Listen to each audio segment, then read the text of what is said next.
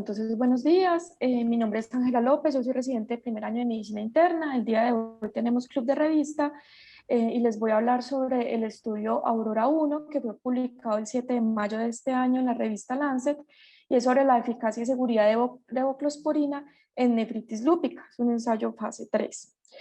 Entonces, en cuanto al planteamiento del problema, pues la nefritis lúpica, su prevalencia e incidencia puede variar dependiendo pues de la población que uno está estudiando y de los criterios que utilice para su diagnóstico. Sin embargo, en términos generales podemos decir que puede afectar hasta el 50% de los pacientes con lupus.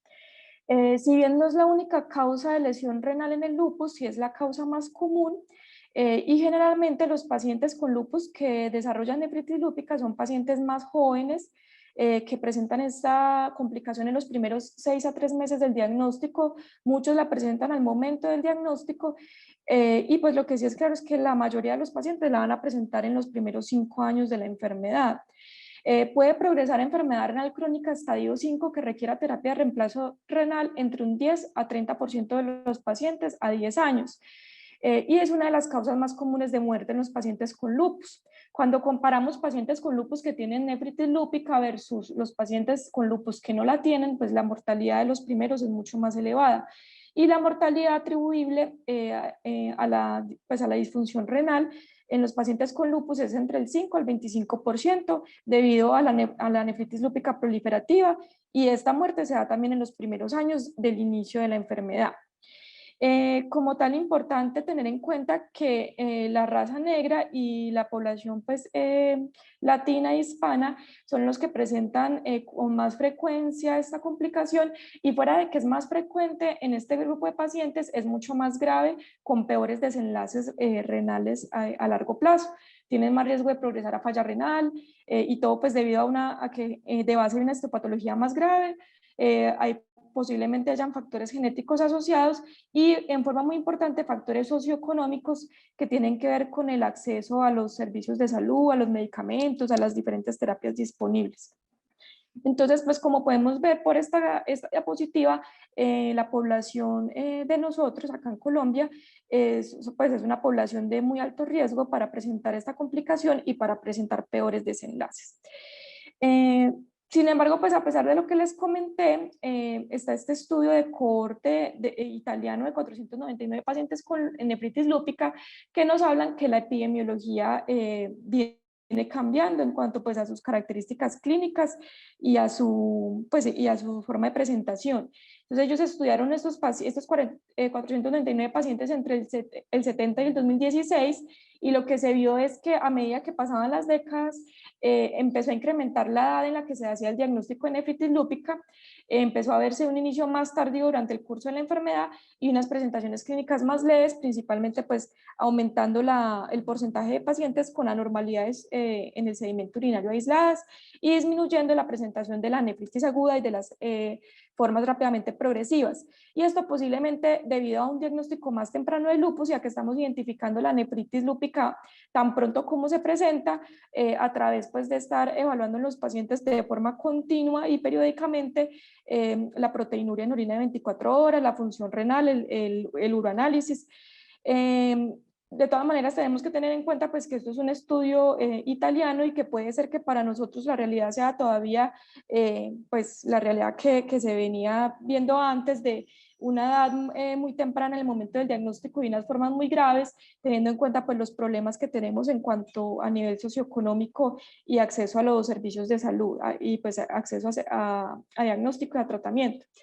Pero entonces lo que nos dice este artículo es que entre 1970 y el 2000 viene pues disminuyendo los desenlaces adversos renales y la muerte por nefritis lúpica, pero pues, debido a esto del diagnóstico más temprano y de las nuevas terapias que están surgiendo, pero a partir del 2000 y hasta la actualidad esto se ha venido estabilizando y ya no se están dando descensos adicionales en esos desenlaces adversos y en esa mortalidad.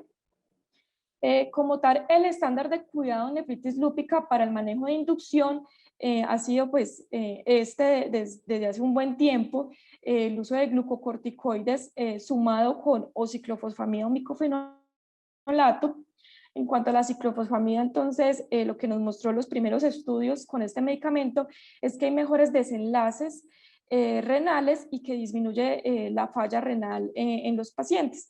Sin embargo, pues este medicamento tiene una toxicidad significativa, aumenta la infertilidad y aumenta la malignidad futuro. Por eso, pues se han tratado de desarrollar nuevas estrategias terapéuticas que traten de disminuir la exposición a la ciclofosfamida, tanto pues como que la reciba el paciente o tratando de usar dosis más bajas.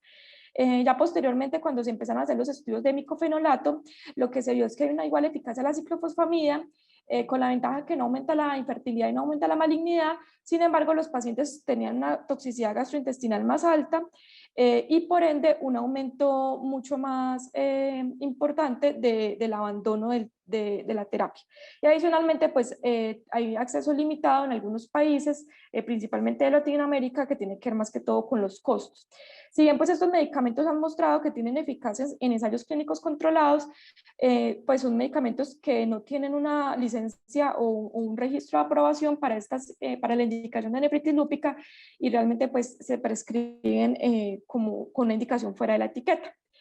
Entonces, lo que nos muestra la guía de la ACR del 2012 es lo que les estaba mencionando, el uso de glucocorticoides junto con o ciclofosfamida o micofenolato, que está pues a favor de usar glucocorticoides solos.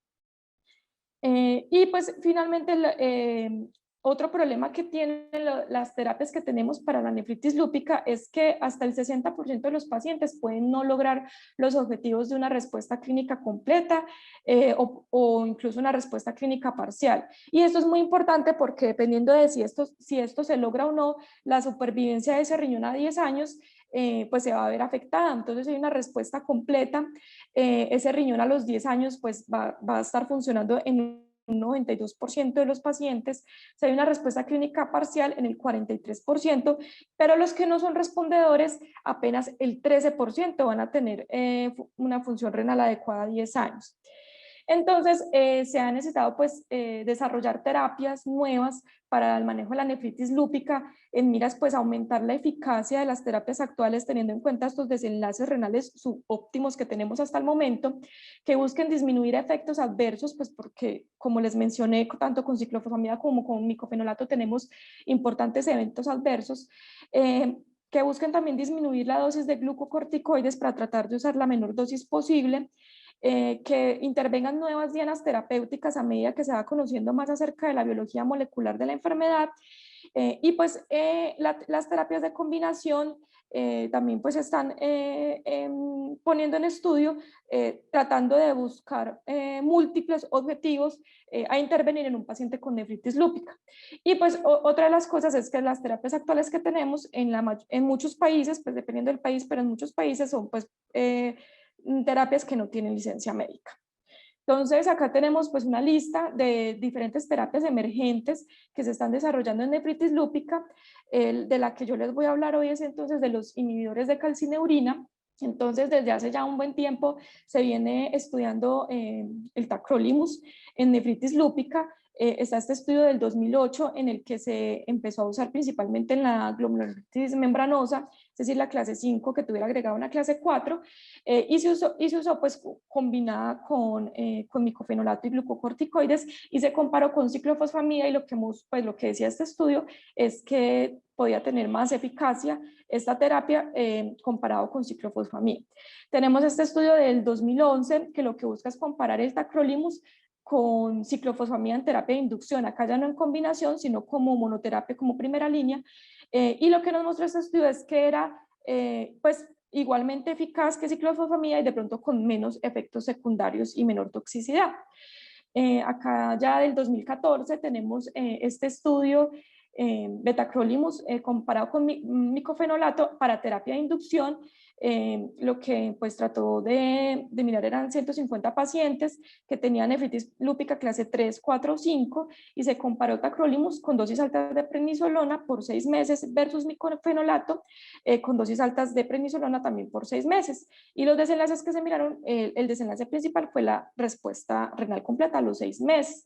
Entonces lo que nos mostró este estudio es que a 6 meses pues los pacientes en la terapia de tacrolimus tenían igual respuesta renal completa que los pacientes en el grupo de micofenolato y que no hubieron diferencias significativas entre los dos grupos. Entonces, lo que nos concluía el estudio es que el tacrolimus no era inferior al micofenolato. Sin embargo, los pacientes que alcanzaban una respuesta con la inducción se pasaban a terapia con mantenimiento con azatropina, tanto en el brazo de micofenolato como tacrolimus, durante 5 años, y compararon entonces en esas terapias de mantenimiento. Los pacientes que estaban en el brazo de tacrolimus tuvieron más recaídas renales, más flares a nivel renal que los pacientes que tuvieron inducción con micofenolato. Sin embargo, esto no se vio reflejado en el desenlace compuesto, que era un desenlace que incluía enfermedad renal crónica estadio 4 o 5, muerte, o un deterioro de la función renal con una caída mayor al 30% de la tasa de filtración glomerular. Posteriormente, en el 2015, tenemos este estudio de terapia multitarget, también para nefritis lúpica. Entonces, acá también acá estaban comparando, así como en el del 2008, una terapia de combinación de tacrolimus con micofenolato, pero esta vez no en glomerulofritis membranosa, sino en formas proliferativas. Entonces, incluyeron pacientes con clase 3, clase 4, clase 5, y las combinaciones de 5 con clase 3 y 4, y lo compararon con ciclofosfamida endovenosa. El desenlace principal fue también la respuesta renal completa a los 6 meses, y lo que nos mostró es que esa terapia multidirigida era mucho más eficaz en lograr esa respuesta renal completa comparado con la ciclofosfamida IV, con efectos adversos similares. Sin embargo, pues hay que tener en cuenta que este estudio no fue cegado. Entonces eso es como una limitante en el estudio. Y todos estos estudios que les he mostrado sobre tacrolimus en nefritis lúpica son estudios realizados en pacientes asiáticos, son principalmente estudios en la China. Entonces es pues una evidencia sobre que es un medicamento que puede ser de utilidad. Sin embargo, pues falta es probarlo en poblaciones donde haya diversidad de razas y de etnias. Acá ya en el 2019 la guía latinoamericana para el manejo del lupus incluye el tacrolimus como una de las terapias alternativas a ciclofosfamida o micofenolato en terapia de inducción. Sin embargo, hablan de que en países latinoamericanos puede haber un acceso limitado tanto del micofenolato como del tacrolimus. Entonces, que en estos escenarios posiblemente siga siendo la ciclofosfamida la terapia de elección. Y en el 2019, la actualización de las guías EULAR era ETA para nefritis lúpica también nos incluye como una alternativa en la terapia de inducción esta terapia multitarget que combina micofenolato con inhibidor de calcineurina, pero lo ponen como una alternativa al uso de micofenolato o al uso de ciclofosfamida, ya sea en dosis bajas o en dosis altas. Y la razón por la que lo ponen como una alternativa es principalmente pues porque ha sido estudiado más que todo es en población asiática. Ya entonces, hablando del medicamento que nos trae hoy a este club de revista, la voclosporina es un inhibidor de calcineurina de nueva generación que se ha desarrollado pues buscando unas ventajas sobre los otros inhibidores de calcineurina. Entonces lo que se ha visto es que tiene un efecto más favorable en los lípidos, que en cuanto al metabolismo de la glucosa no hay un impacto significativo, que tiene un mejor perfil de farmacocinética sin necesidad de monitorizar los niveles, y que no afecta el metabolito activo del micofenolato como si lo hacen los otros inhibidores de calcineurina. Entonces, en el 2019 se realizó este ensayo fase 2 con voclosporina. Esta sí fue una población que incluía pacientes de Europa, América y Asia, y lo que hicieron fue comparar micofenolato con glucocorticoides orales versus voclosporina a dosis bajas y voclosporina a dosis altas. Entonces, lo que encontraron en cuanto al desenlace de remisión renal completa era que los pacientes tanto en dosis altas como dosis bajas de voclosporina alcanzaban en mayor porcentaje este desenlace comparado con los que estaban solamente con micofenolato y glucocorticoides. Sin embargo, a pesar de que se haya logrado mayor porcentaje del desenlace principal, preocupó mucho de este estudio que los desenlaces adversos se observaron mucho más en el grupo de voclosporina, tanto de baja dosis como de alta dosis, y que adicionalmente en el grupo de dosis baja hubo una mayor mortalidad de los pacientes, de hasta el 11% versus los pacientes que estaban en placebo y versus los pacientes de dosis alta de voclosporina. Entonces, el estudio Aurora 1 pues, es un estudio que trata de valorar esa eficacia y seguridad de voclosporina en los pacientes con nefritis lúpica, teniendo en cuenta pues, que el ensayo de fase 2 anterior dejó pues, algunos resultados un poco preocupantes. Entonces, la metodología de este estudio, pues los pacientes pues, que se intervinieron fueron pacientes con lupus que tuvieran nefritis lúpica y era, el grupo de este estudio era una población que era racial y étnicamente diversa. La intervención era voclosporina más micofenolato más glucocorticoides a dosis baja. El comparador que lo vamos a llamar placebo es micofenolato con glucocorticoide a dosis baja y los resultados que se midieron fue eficacia y seguridad. Entonces fue un ensayo de fase 3, aleatorizado, controlado por placebo, doble ciego. Se realizó en 142 hospitales y clínicas de 27 países, tanto de Norte de América y Latinoamérica, Europa, Sudáfrica y Asia. Los pacientes que fueron elegibles eran pacientes con lupus que tuvieran nefritis lúpica de acuerdo a los criterios ACR del 97. Debían tener una biopsia renal en los últimos 2 años y esa biopsia renal debía ser clase 3, clase 4, clase 5 y podía ser pues sola, esta clase 5 podía ser sola o en combinación. La nefritis lúpica debía estar activa y se miraba esto porque hubiera una razón proteinuria, creatinuria en la orina de la primera, pues en la primera orina de la mañana que fuera mayor o igual a 1.5 miligramos por miligramo y en los que tuvieran clase 5 pura mayor de 2 miligramos por miligramo. Si el paciente de la biopsia renal tenía más de 6 meses de haberse realizado, el criterio de proteinuria creatinuria debía ser que aumentara igual o más de 2 veces en los últimos 6 meses previos. Ya en cuanto a criterios de inclusión, entonces, más ampliados acá, los pacientes todos tenían que tener consentimiento informado por escrito, podían ser hombres o mujeres entre 18 y 75 años, que requirieran dosis altas de glucocorticoides y terapia inmunosupresora de acuerdo pues, a criterio del investigador, que estuviera dispuesto a tomar micofenolato durante la duración del estudio, y en cuanto a las mujeres en edad fértil, tenían que tener una prueba de embarazo en suero que fuera negativa en el momento de la detección para el estudio, y ya en el momento de la aleatorización debían tener una prueba en orina que fuera negativa y tenían que utilizar simultáneamente 2 métodos anticonceptivos eficaces, a menos que el método a utilizar fuera la abstinencia. En cuanto a los criterios de exclusión, pues fueron bastantes. Uno de ellos era que no pudieran dar el consentimiento informado por escrito, una tasa de filtración glomerular estimada por CK de EPI menor o igual a 45 mililitros minuto, que estuviera tomando o necesitando medicamentos que estuvieran prohibidos en el protocolo, que estuviera requiriendo en ese momento diálisis o que se esperara a que requiriera diálisis durante el estudio, que tuviera un trasplante renal previo o estuvieran planeando un trasplante durante el estudio, hipersensibilidad o contraindicación a cualquiera de los componentes de los medicamentos del estudio, la historia médica de inmunodeficiencia, abuso de alcohol y drogas, malignidad en los últimos 5 años, enfermedad linfoproliferativa, que tuvieran infecciones graves por citomegalovirus, hepatitis B, hepatitis C, que tuvieran una infección por VIH conocida o que tuvieran tuberculosis activa o latente sin manejo con isoniazida. También se excluyeron pacientes con falla cardíaca, con arritmias, con QT prolongado, con disfunción hepática, con EPOC o asma que requirieran glucocorticoides orales, con insuficiencia de la médula ósea que no estuviera relacionada a la actividad del lupus, que tuvieran sangrado activo, que tuvieran infección que requiriera antibióticos endovenosos, que tuvieran otras condiciones inmunes superpuestas que pudieran afectar los resultados del estudio, como por ejemplo esclerodermia con hipertensión pulmonar significativa, las vacunas con organismos vivos durante el momento de la detección y mientras estuviera tomando el tratamiento estaban prohibidas. También pues excluyeron pacientes que tuvieran una enfermedad médica, psiquiátrica o un trauma mayor en los últimos 6 meses que el investigador le pareciera que pudiera afectar las evaluaciones. Otras condiciones a criterio del investigador, se excluyeron gestantes, mujeres que estuvieran lactando o mujeres en edad fértil sin anticoncepción, y los pacientes que estuvieran participando en otro estudio las 4 semanas previas a la detección o que hubieran participado en un estudio previo en donde se hubiera evaluado la voclosporina.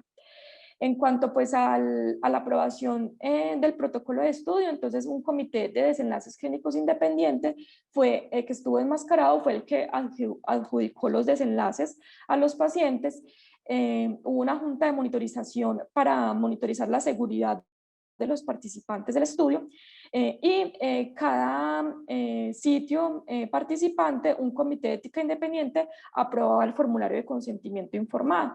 Todos los pacientes firmaron consentimiento informado y ese estaba pues de acuerdo con la declaración de Helsinki y de acuerdo con el Consejo Internacional para la Armonización de Requerimientos Técnicos para pues uso de productos farmacéuticos en humanos y de acuerdo a las guías de buenas prácticas clínicas.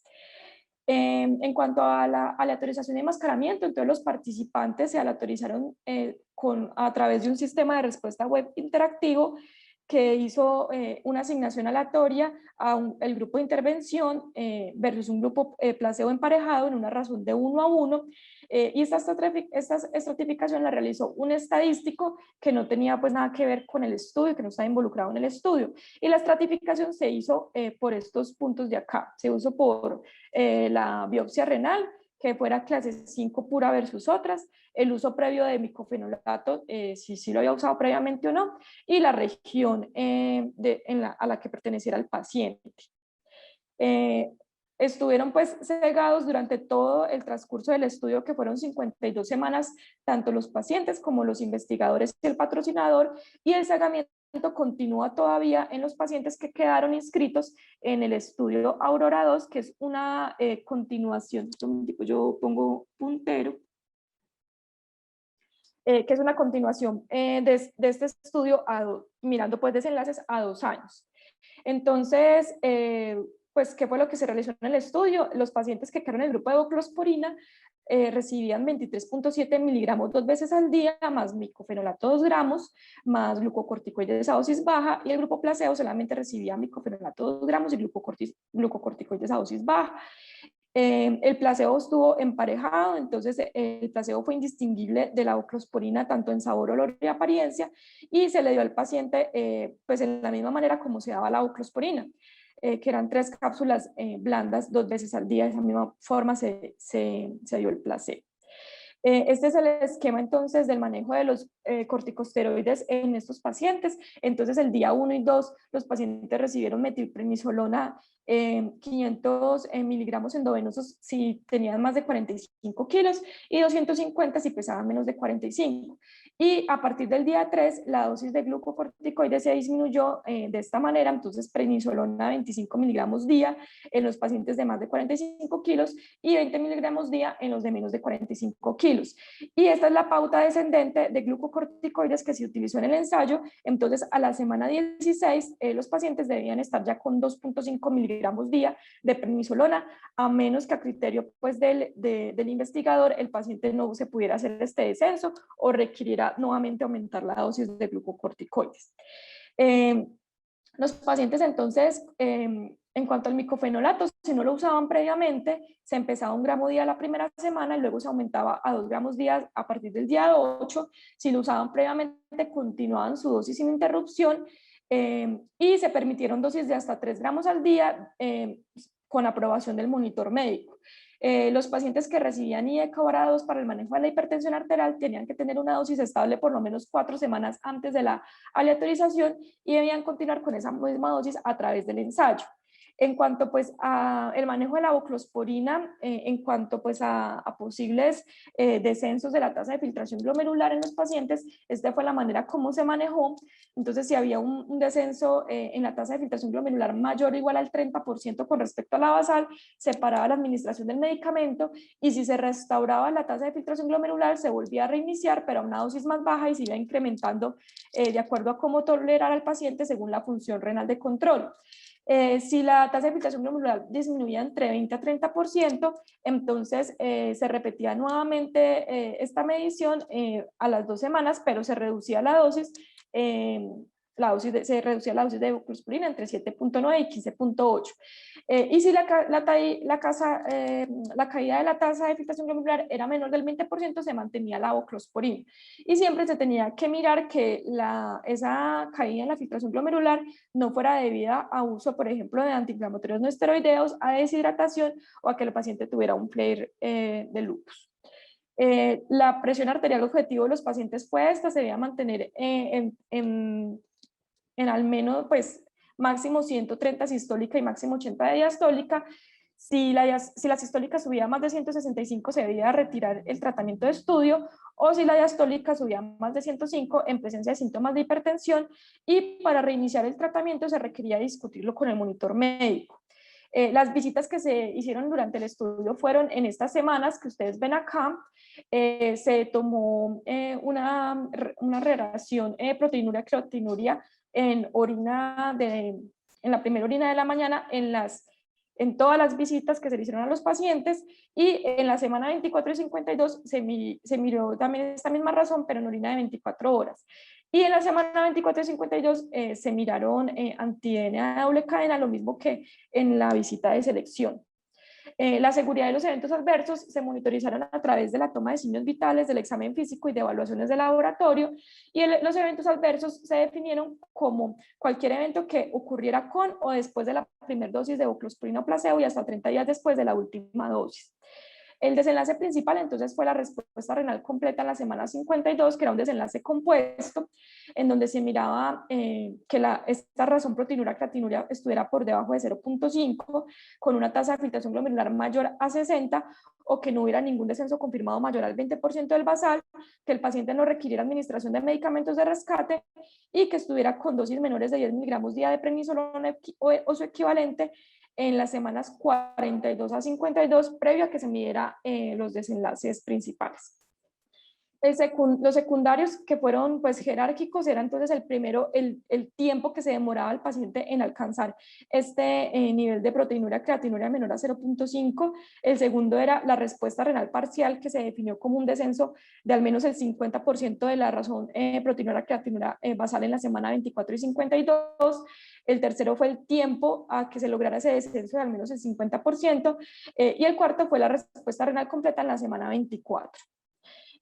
Otros secundarios adicionales eran entonces la proporción de pacientes que hubieran tenido un descenso confirmado mayor al 30% de la tasa de filtración glomerular estimada basal, cuánto demoró el paciente teniendo esa razón proteinuria creatinuria menor a 0.5, y los cambios que hubieran en esa proteinuria creatinuria, en la creatinina sérica, en la proteinuria en general y en la tasa de filtración glomerular estimada.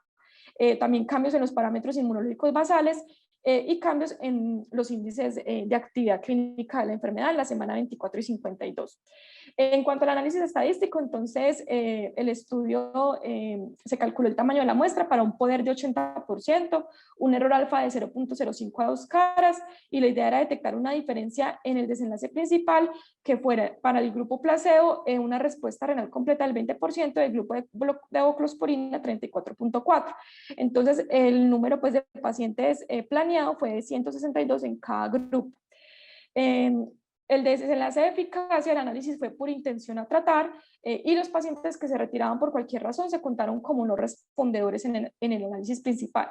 Y el desenlace de seguridad incluyó todos los pacientes que hayan recibido al menos una dosis del tratamiento de estudio, ya fuera voclosporina o placebo.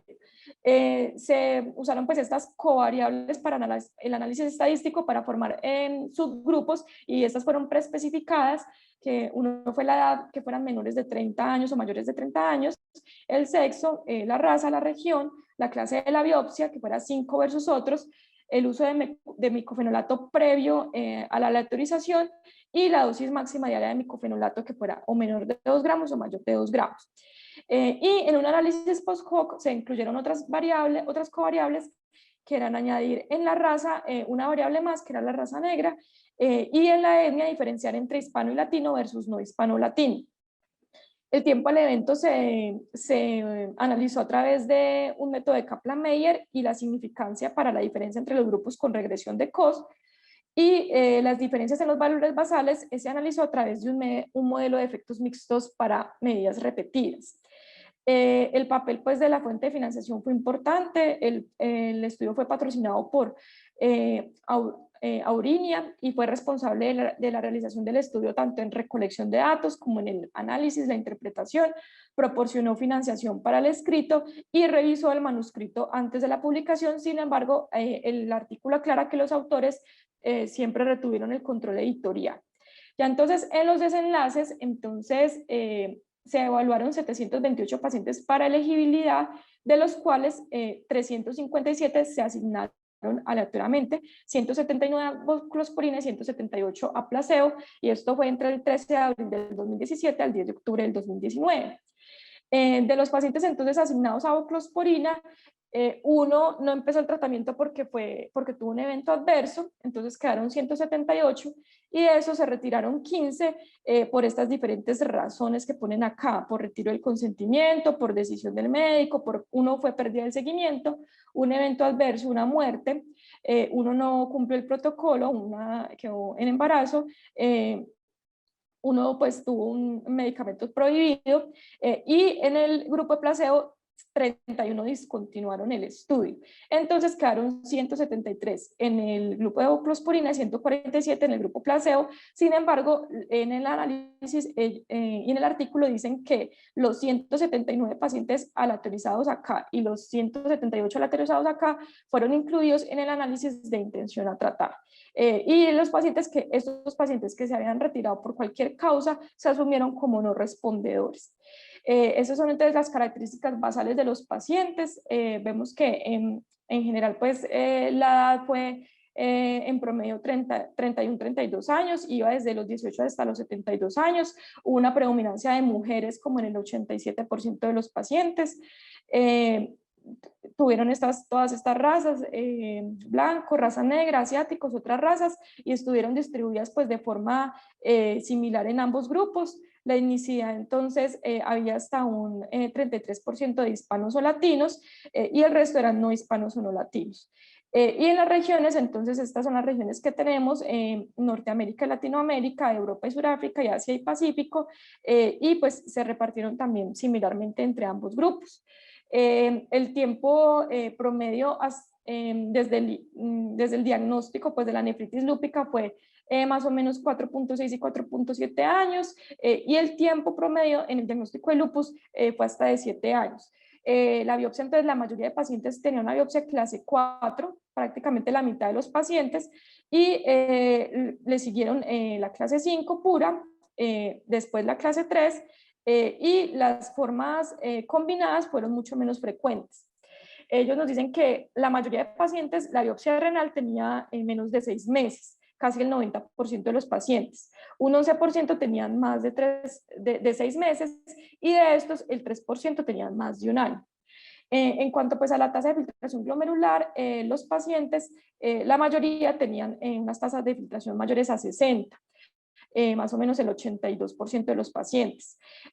Complemento bajo en un 60% de los pacientes, C3, C4 bajo más o menos el 30% de los pacientes, títulos altos de anti-DNA doble cadena más o menos en un 70% de los pacientes, y el índice clínico de actividad, el promedio fue entre 13 y 12, y iba pues 6 puntos arriba o abajo.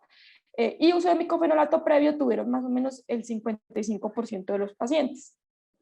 Todas esas variables se distribuyeron pues de forma similar entre los grupos, y en cuanto a otros medicamentos, como medicamentos antiinflamatorios o antirreumáticos e inhibidores del sistema renina-angiotensina-aldosterona, también se distribuyeron de forma similar entre los grupos. El desenlace principal, entonces, que fue el desenlace compuesto de respuesta renal a las 52 semanas, vemos que se cumplió en el 41% de los pacientes de voclosporina versus el 23% de placebo, y el OR fue de 2.65 a favor de voclosporina, con un intervalo de confianza estadísticamente significativo. La diferencia absoluta fue del 18%. Y ya pues en los desenlaces secundarios lo que vemos es que también todos se presentaron de forma más frecuente en el grupo de voclosporina con respecto al grupo placebo, y fueron también estadísticamente significativos. Cuando desglosamos entonces el desenlace principal en los diferentes componentes de ese desenlace, vemos que el único que alcanzó significancia estadística fue la razón proteinuria-creatinuria menor a 0.5 miligramos por miligramo. El resto de desenlaces, que era la tasa de filtración glomerular mayor a 60, recibir medicación de rescate o dosis mayores a 10 miligramos por día de prednisolona, no fueron estadísticamente significativos, pues la diferencia entre los diferentes grupos.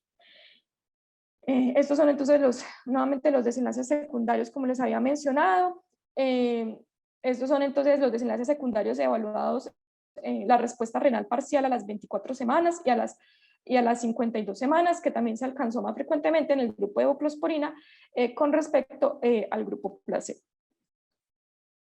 Y el tiempo, pues en alcanzar esos desenlaces, ya fuera la proteinuria menor de 0.5 o una reducción de al menos el 50% de la proteinuria basal, se alcanzó más rápido en el grupo de voclosporina con respecto al grupo placebo.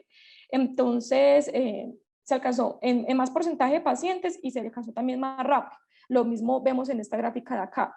En más pacientes y de forma más rápida. Y acá nos señalan que en voclosporina se alcanzó en 29 días, mientras que en placebo se alcanzó en 63 días. Ya con respecto pues, a otros desenlaces secundarios, entonces la razón proteinuria-creatinuria promedio sobre el tiempo, entonces en el grupo de voclosporina hubo un descenso mayor de 2.65 a 1.35 en la semana 52 con respecto a 1.88 a 1.94 y esta diferencia pues fue estadísticamente significativa. Y en los análisis de subgrupos, entonces lo que vemos es que en la mayoría de los subgrupos se alcanza a conservar el efecto de la voclosporina con significancia estadística, a excepción de la raza blanca, la región de Europa y Sudáfrica y Norteamérica, la clase 5 pura en la biopsia renal, que no haya tenido uso de micofenolato previo, o en los pacientes que usaban más de 2 gramos día de micofenolato. En cuanto a los desenlaces de seguridad, entonces lo que nos hablan es que fueron similares entre el grupo de voclosporina y placebo. El desenlace más frecuente fue pues, infecciosos, principalmente neumonía, y fue en un igual porcentaje en ambos grupos. Hubo una muerte en el grupo de voclosporina y hubo 5 muertes en el grupo de placebo, pero entonces el comité de seguridad que analizó estas muertes dijeron que ninguna estuvo relacionado con ninguno de los tratamientos que recibieron los pacientes, sino que fueron pues por otras razones.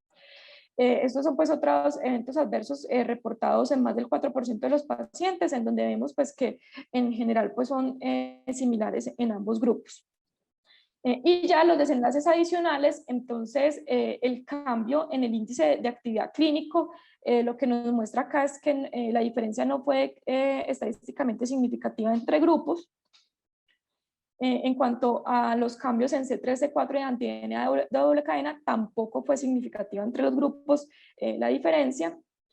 Los lípidos a la semana 52, entonces el colesterol total, sí hubo pues una disminución significativa en el grupo de voclosporina. El HDL pues no hubo diferencias entre grupos, el LDL tampoco hubo diferencias entre grupos, perdón, sí fue significativa, fue estadísticamente significativa. Triglicéridos no hubo diferencias. En cuanto pues a hemoglobina glicosilada y glicemia, ambos grupos pues son similares y solamente se detectó una diabetes de nuevo comienzo en un paciente que fue en el grupo placebo. En cuanto a niveles de magnesio, fueron similares a lo largo pues, de las diferentes mediciones entre los dos grupos y los de potasio también fueron similares. La tasa de filtración glomerular estimada sí tuvo una caída en el grupo de voclosporina más o menos hacia la semana 2, que se recuperó un poco en la semana 4, aunque sin llegar a la que había de base en este grupo de pacientes, pero se mantuvo estable en el resto del seguimiento. Entonces lo que nos mencionan es que apenas el 10% de los pacientes en placebo y en voclosporina tuvieron una caída mayor al 30% de la tasa de filtración glomerular, que apenas el 2% de los pacientes discontinuaron el tratamiento debido a esto en ambos grupos, y la disfunción renal seria solamente se vio en el 3% en el grupo de voclosporina y 2% en el grupo placebo, y no hubo diferencias estadísticamente significativas entre ambos grupos en cuanto a la caída de la tasa de filtración glomerular. Estos son pues, los niveles de creatinina, que también nos muestran pues, que fueron también pues, similares entre ambos grupos y estables a lo largo del estudio.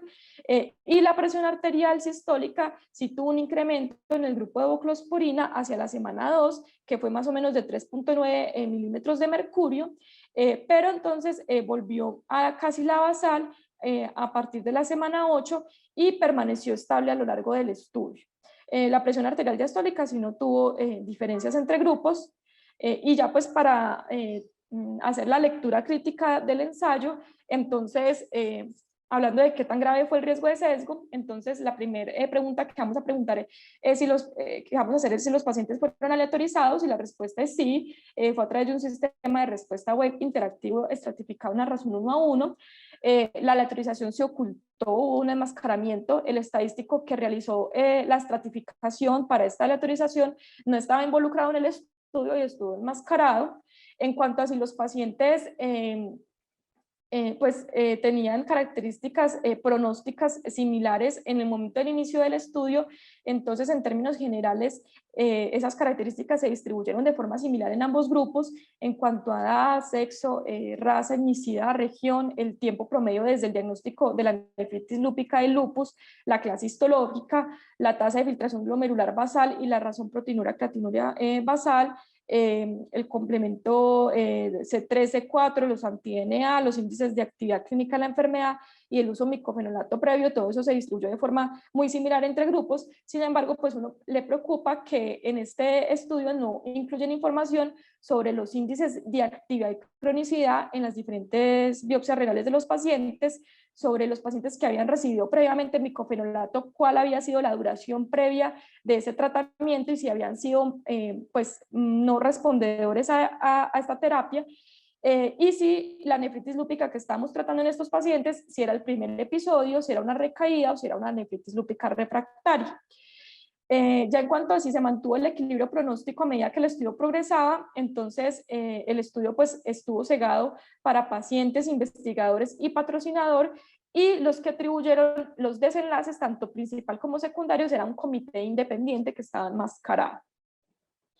El seguimiento pues sí fue completo, entonces las exclusiones después de la aleatorización fueron 16 en el grupo de voclosporina y 31 en el grupo placebo, y ya les muestro algo a continuación sobre esto. Si se detuvo el ensayo tempranamente, entonces no, el ensayo no se detuvo tempranamente, sino que se continuó hasta que se completó el tamaño de muestra necesario. Y en cuanto a estas exclusiones después de la aleatorización, que hubieron 16 en voclosporina y 31 en placebo, ellos mencionan que de todas maneras tanto 179 pacientes de voclosporina como 178 de placebo se analizaron de acuerdo a intención a tratar, asumiendo que estas pacientes que se habían retirado habían tenido pues una no respuesta. Pero esto, digamos que nos va a sobreestimar el efecto para voclosporina, porque si miramos, hubo más del, pues casi el doble o un poquito más del doble de pacientes que se retiraron en el grupo placebo. Entonces, si asumimos que el doble de pacientes en el grupo placebo no tuvieron respuesta, pues obviamente eso va a ir a favor de los desenlaces para los pacientes que estaban en voclosporina. Entonces, digamos que eso no fue tan bueno. Si uno quisiera hacer un análisis de sensibilidad estrictamente, pues lo que debe hacer es asumir el peor escenario, y asumir el peor escenario es decir que los pacientes que se retiraron acá no tuvieron respuesta renal y que los que se retiraron en placebo sí la tuvieron, para uno quedar, digamos, más tranquilo en cuanto a si hay un desenlace que favorezca voclosporina en cuanto pues a estos pacientes que se retiraron del estudio. Ya si los pacientes fueron analizados en los grupos en los que ellos fueron aleatorizados, entonces sí, el análisis de eficacia fue por intención a tratar, y el análisis de seguridad incluyó todos los pacientes que habían recibido al menos una dosis tanto closporina como placebo. Y en cuanto a los resultados, entonces, ¿cuál fue la magnitud del efecto? Entonces acá la magnitud del efecto que nos ponen, pues una magnitud importante, un 41% versus 23%, con una diferencia absoluta del 18%.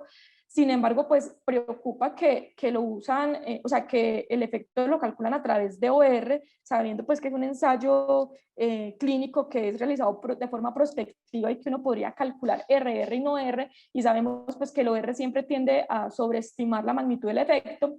Entonces acá yo hice pues la tabla de 4x4 para calcular tanto R como RR, y vemos que cuando yo calculo el efecto a través de RR, pues me da es de 1.82 y no, por ejemplo, de 2.4 cuando uno lo hace con OR. Entonces, digamos que la magnitud del efecto, pues, sí fue importante, sí fue una magnitud, pues, considerable, pero posiblemente sobreestimada por la forma en que lo calcularon. Ya cuentan qué tan precisas fueron las estimaciones, entonces pues todos los intervalos de confianza son estadísticamente significativos, ninguno cruza la unidad, y si uno ve la amplitud de esos intervalos, pues es una amplitud que no es muy amplia, una amplitud pues adecuada, aceptable, tampoco es muy estrecha, pero no es demasiado amplia, lo que nos indica pues que estos estimados posiblemente sí son precisos. Y nuevamente, pues en cuanto a la precisión, pues de estos estimados, pues tener en cuenta que solamente el desenlace de proteinuria, creatinuria fue el que, del desenlace compuesto principal fue el que alcanzó significancia estadística, y el resto no lo alcanzaron. Ya en cuanto pues a cómo aplicar estos resultados a mis pacientes, entonces pues acá vamos a tener en cuenta los criterios de inclusión, los criterios de exclusión y las características demográficas de los pacientes que finalmente fueron incluidos en el estudio. Entonces, en cuanto a criterios de inclusión, pues los resultados de este estudio es para aplicarlos ya sea en pacientes hombres o mujeres que estén entre 18 y 75 años, que tengan un diagnóstico de lupus por ACR del 97, que tengan nefritis activa, que nos, pues en cuanto a mujeres en edad fértil que no estén en periodo de gestación, y los criterios de exclusión sí fueron demasiados, entonces estos resultados no aplicarían para pacientes con una tasa de filtración glomerular por debajo de 45, pues trasplantados renales previos, que tengan toda esta historia de condiciones médicas, y pues todo este historial que les había mencionado, los criterios de exclusión, y ya viendo pues los pacientes que finalmente sí fueron incluidos en el estudio, entonces esto sería para aplicar en pacientes de 18 a 72 años, más, con un promedio de 32 años, principalmente mujeres, tener en cuenta pues que el 13% y el 21% eran raza negra u otras razas, entonces podría ser aplicables en nuestro medio, y que una tercera parte eran hispanos o latinos, entonces también pues lo podemos aplicar a nuestro medio. Principalmente pues clase histológica 4, y le sigue pues la clase 5 y la clase 3, pero entonces sería más que todo para la nefritis proliferativa difusa, que los pacientes tengan una función renal mayor a 60, miren que las proteinurias no son tan elevadas, entonces acá digamos que hay un problema en cuanto al tipo de pacientes que nosotros solemos ver en el hospital donde rotamos, porque vemos pacientes muy enfermos que tienen proteinurias muy elevadas y que tienen ya disfunción renal y compromiso de la tasa de filtración glomerular, entonces los resultados de este estudio no se podrían aplicar en estos pacientes. Y pues en cuanto ya a niveles pues de actividad de la enfermedad, entonces la mayoría pues de pacientes tenían C3 bajo, C4 bajo sí apenas el 30%, pero sí un 70% tenían títulos de anti-DNA elevados, índices de actividad que iban de 6 a 20, y casi el 55% habían usado micofenolato previo. Entonces digamos que todo esto hay que tenerlo en cuenta a la hora de yo aplicar los resultados a mis pacientes.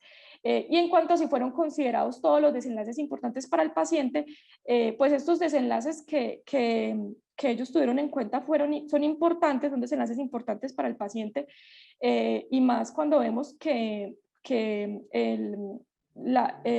digamos que la respuesta en las terapias de nefritis lúpica están evaluadas principalmente en compuestos de proteinuria y tasa de filtración glomerular, pero entonces acá hay que tener algo en cuenta y hay que tener precaución cuando evaluamos ese desenlace de proteinuria con los inhibidores de calcineurina, porque estos medicamentos tienen acciones no inmunológicas que me generan disminuciones de la proteinuria que no tienen que ver con disminución de la inflamación.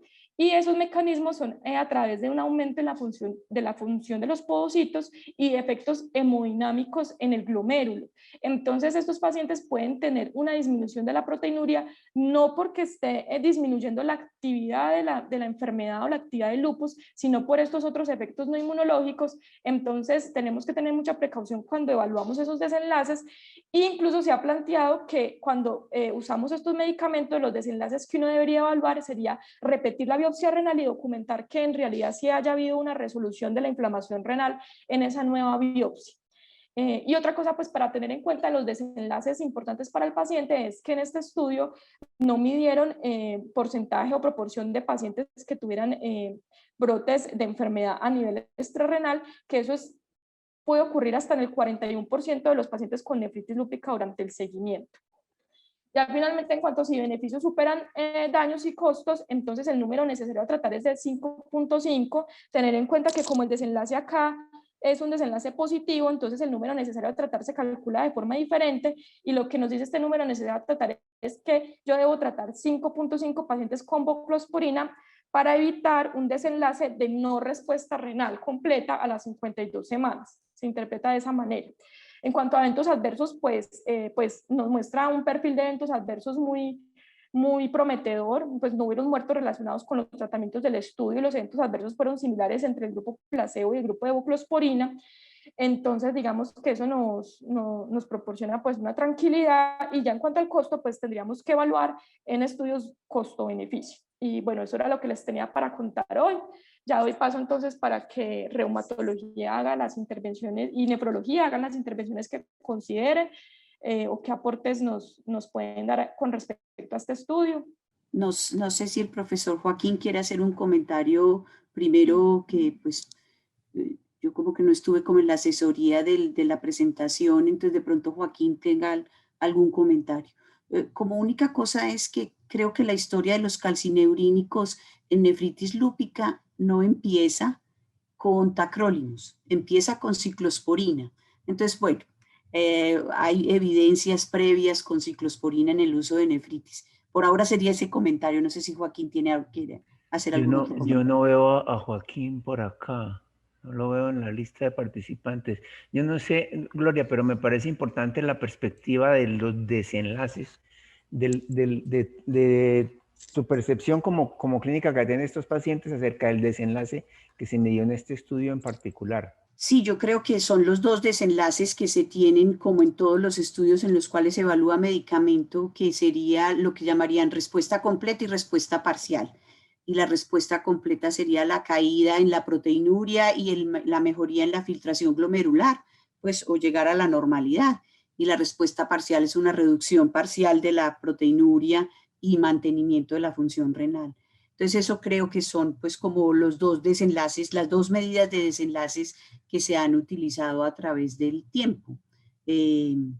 No sé, pues eso sí es la forma como se evalúa. Porque esa precisamente sería como mi preocupación más grande. Bueno, ya lo mencionó Ángela, además muy bien, Ángela, felicitaciones. El asunto del manejo de los datos en los pacientes en quienes no se tiene seguimiento completo también es algo problemático, pero vuelve a poner nuevamente, por favor, la diapositiva en la que muestras la secuencia temporal de la tasa de filtración glomerular de estos pacientes, porque yo quedé con la intranquilidad de que la proteinuria, efectivamente, y la relación proteinuria-creatinina pareciera disminuir como es de esperar. Creo que también Ángela hizo una explicación muy interesante acerca de la posibilidad de que la proteinuria reduzca en cierta magnitud, no necesariamente por un control del proceso inflamatorio en el riñón, sino por un asunto puramente hemodinámico glomerular.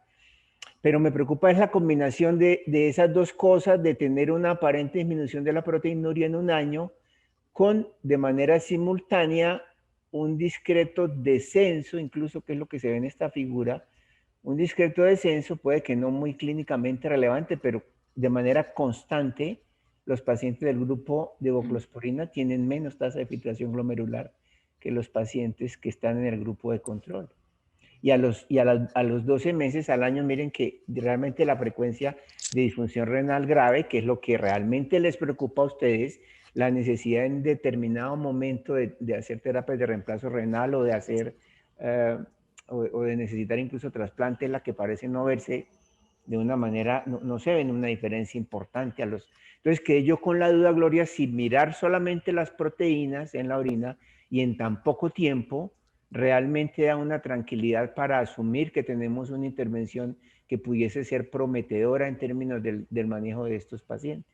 Por eso no, se tiene que mirar combinadas las dos cosas, pues es la reducción en la proteinuria y el mantenimiento de la función renal. Y mirar, como dijo Ángela, que me parece muy bien, es pensar que las acciones de los calcineurínicos puedan ser de una forma falsa en controlar la proteinuria y no mejorar el proceso inflamatorio. Entonces, con eso hay que tener como, siempre estar como vigilantes de esa falsedad de que la proteinuria empuje las cifras hacia glucosporina, hacia favorecer la glucosporina. Eso sí es verdad. Yo no sé si, por acá está el doctor Atencia levantando la mano. Yo no sé si nos ayuda, Javier, por favor, a darle la palabra al doctor Atencia. Yo no veo a los compañeros de Nefro por acá. Ángela, una pregunta. Es muy buena la presentación, pues muy clara, y hiciste una lectura pues crítica con las guías JAMA del artículo, que es lo que los lectores de literatura científica pues debemos hacer con este tipo de ensayos clínicos. Una pregunta respecto a la seguridad. ¿Qué tanta información puede brindar un ensayo clínico? Lo digo es porque el tiempo de seguimiento es un poco corto y a veces se queda en detallar todos los desenlaces adversos de este nuevo medicamento. Y bueno, es un medicamento no nuevo, es una modificación de la ciclosporina, pero pues tiene sus particularidades. Y lo segundo es definitivamente, de pronto haciendo un análisis de sensibilidad por las pérdidas que tuvimos, puede ser que el HR se desoriente hacia un lado y al otro y voclosporina no sea tan buena. Que, digámoslo así, ¿qué opinión te merece vos este aspecto del análisis de sensibilidad respecto a las pérdidas? Gracias. Listo, profe. Bueno, en cuanto a los efectos adversos, pues sí es muy bien conocido que los ensayos clínicos no son la mejor manera de evaluar eventos adversos, por lo que usted dice el tiempo de seguimiento. Entonces hay desenlaces adversos que por su baja frecuencia solamente se ven tras años de seguimiento de los pacientes. Entonces generalmente los estudios observacionales de cohorte son pues como mejores para efectos secundarios y para lo que es evaluar el daño de las intervenciones. Sin embargo, pues digamos que los eventos adversos que se miran durante el ensayo clínico son como algo inicial, ¿cierto? Porque si de entrada en el ensayo clínico ya me sale una cantidad de efectos secundarios en el paciente, en el grupo de intervención, pues ya empezamos mal, ¿cierto? Pero entonces, cuando son pues equilibrados entre los grupos, o incluso menos en el grupo de intervención con respecto al grupo placebo, se requieren nuevamente estudios a más largo plazo para poder caracterizar bien ese perfil de seguridad de los medicamentos, principalmente por lo que menciono que son los desenlaces de baja frecuencia que se pueden presentar pues a los años de seguimiento en los pacientes, a desenlaces raros. Y por otro lado, con lo que me preguntaba, profe, del análisis de sensibilidad, pues a mí me parece que ahí el estudio, digamos que la embarró en ese punto, ¿cierto? Ese análisis de sensibilidad, pues no fue adecuado, porque si yo asumo que los pacientes que se retiraron por cualquier causa no tuvieron respuesta renal, pero se retiraron el doble en el grupo placebo, entonces le estoy cargando el doble de no respuestas renales al placebo versus el grupo de intervención. Entonces digamos que eso va a favorecer el grupo de voclosporina en los resultados. Entonces pues por eso lo señalé, pues me parece que fue pues algo inadecuado esa forma de analizar esos pacientes que se retiraron. Yo pues hubiera hecho un análisis del peor de los escenarios, para que en caso de que me siga saliendo mejores desenlaces en voclosporina, yo quedo más tranquila porque pues asumí el peor escenario, ¿cierto? Una pequeñita intervención. es que llama la atención que el grupo de placebo era micofenolato, y el otro grupo era micofenolato más brocosporina. Y entonces no hubo ningún evento adverso con brocosporina porque no hubo diferencia en los eventos adversos. Eso preocupa. Eso llama la atención, ¿sí me entendés? Sumaste dos medicamentos, lo comparas con uno de ellos y no hubo ningún evento adverso adicional. Eso me llama la atención, pero bueno, es como para vigilar. Eso quería preguntarte también en parte, Gloria, ¿cuál es la aproximación actual? ¿Cuál es el estándar de cuidado que tienen ustedes para estos pacientes? ¿Cómo es la combinación de medicamentos que hacen? No, en este momento todavía la terapia multitarget apenas se está utilizando, pero la terapia multitarget tiene una evidencia en asiáticos y sería tacrolimus mamicofenolato, ¿sí? Eso es la multitarget. Pero, por ejemplo, nosotros aquí todavía apenas estamos empezando algunos pacientes con eso y la evidencia es en asiáticos. De ahí para abajo es ciclosporina o micofenolato, por separado. Muy bien. Ángela, bueno. Adelante, Gloria, adelante. No, despedirme y felicitar a Ángela. Qué pena, me tengo que retirar. Gracias. Bueno, gracias por estar. Gracias a ti. Si tenemos más intervenciones o preguntas del público, de los otros profesores que están acá en la lista, es muy importante resaltar eso de los números. Tenemos que ser siempre muy cuidadosos. Vuelve a poner la figura 1, Angelita, por favor. Tenemos que ser siempre muy cuidadosos en la manera como se presentan los resultados, porque decir que el análisis fue por intención de tratar no necesariamente corresponde a eso. Miren que lo de los números en esa figura es bastante complejo porque en teoría, tal y como hemos definido tradicionalmente el asunto de las pérdidas, solamente hubo 3 pérdidas en un grupo y 1 pérdida en el otro, pero quizá lo que más preocupa es el primer numerito de los que descontinuaron el estudio, que son aquellos que retiraron el consentimiento. Los sujetos que se retiran del consentimiento, lo tradicional o lo habitual es que si yo me retiro del consentimiento, si yo no acepto participar, tampoco permito que se me evalúen mis desenlaces posteriores. Cuando el desenlace posterior es muerte, es posible mirar por los registros públicos, por el censo, por otra parte mirar si el sujeto del estudio falleció o no falleció. Pero cuando yo existo la participación en el estudio, los investigadores no tienen la opción de saber mi pronóstico. Entonces, solamente con el primer número, que tenemos el doble de pacientes que se retiraron su participación, es donde es más evidente ese problema que nos menciona Anela, hay que asumir que estos 14 que retiraron el consentimiento tienen un desenlace negativo versus solamente 7 del otro lado, es claramente cargar los números a favor de la intervención. Muy bien, yo creo que nos toca dejar acá entonces. Muchísimas gracias a todos por la participación y felicitaciones, Ángela, por tu presentación. Feliz día para todos. Gracias, profe. Bueno, gracias.